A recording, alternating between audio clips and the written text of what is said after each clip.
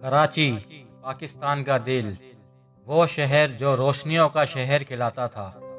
1980 की दिहाई में यह शहर अपनी सादगी, सफाई और अमन के लिए मशहूर था, मगर आज हर तरफ अफरा तफरी, बेतरतीबी और मसाइल का राज है।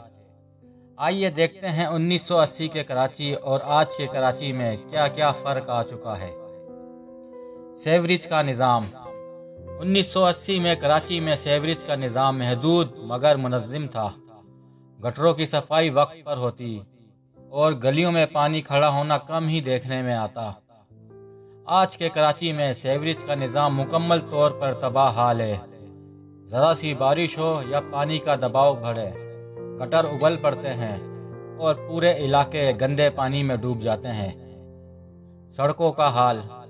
पुराने कराची में सड़कें कम ज़रूर थी मगर मजबूत और मुतवाज़न थी। ट्रैफिक कम होता और सड़कें टूट फूट का शिकार नहीं होती। आज कराची की सड़कें घरों से भरी होती हैं। कई जगहों पर सड़क नाम की कोई चीज़ नज़र नहीं आती और बारिश के बाद तो ये रास्ते झील बन जाते हैं।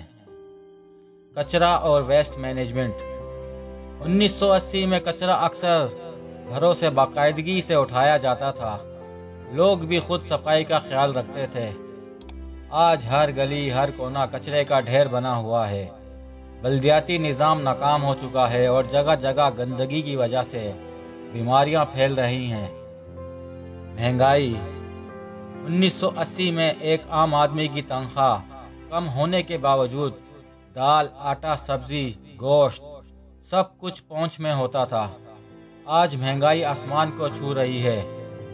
मुतवस्सित तबका भी 2 वक्त की रोटी के लिए परेशान है। बारिश के बाद का मंजर। पहले बारिश के बाद खुशी का समा होता। बच्चे पानी में खेलते, मौसम खुशगवार हो जाता।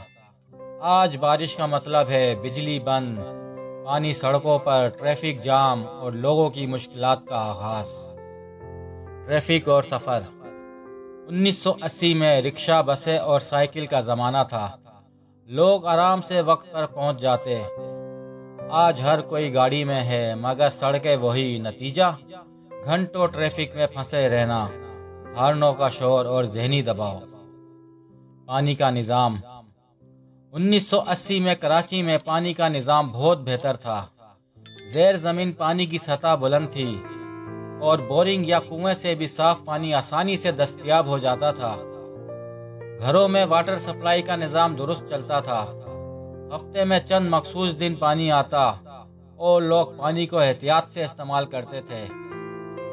आज कराची में पानी का बहरान संगीन हो चुका है। बाज़ इलाकों में हफ्तों तक पानी नहीं आता और लोगों को टैंकर माफिया से महंगे दामों पानी खरीदना पड़ता है। ज़ेर ज़मीन पानी आलूदा और नमकीन हो चुका है। हुकूमत और वाटर बोर्ड का निज़ाम बदतरीन हालात का शिकार है। बिजली का निज़ाम। 1980 में बिजली का निज़ाम मुस्तहकम था। लोड शेडिंग का कोई तसव्वुर नहीं था, या अगर कभी कभार होती भी तो चंद मिनटों के लिए। पंखे, लाइट्स और दीगर घरेलू अशिया बिला तातुल चलती थी। बिजली के बिल भी आम आदमी के इस्तिताअत में थे। आज बिजली की लोड शेडिंग आम है।